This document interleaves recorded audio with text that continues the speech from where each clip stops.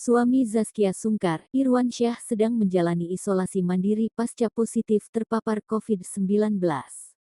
Irwansyah pun segera pisah ranjang dan menempati kamar putranya, Ukasha Muhammad Syahki. Baru sehari berpisah dari sang suami, Zaskia Sungkar sudah merasa rindu.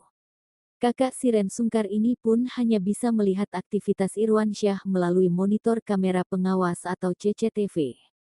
"Aku ngelihatin kamu di CCTV aja terus dari tadi," kata Zaskia pada Irwansyah lewat video call dalam kanal YouTube The Sungkar Family, Selasa, tanggal 13 Juli tahun 2021.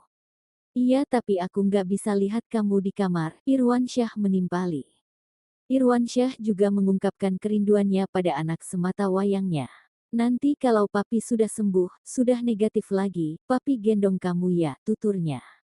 Tak hanya Irwansyah, pengasuh anaknya juga ikut terinfeksi virus corona.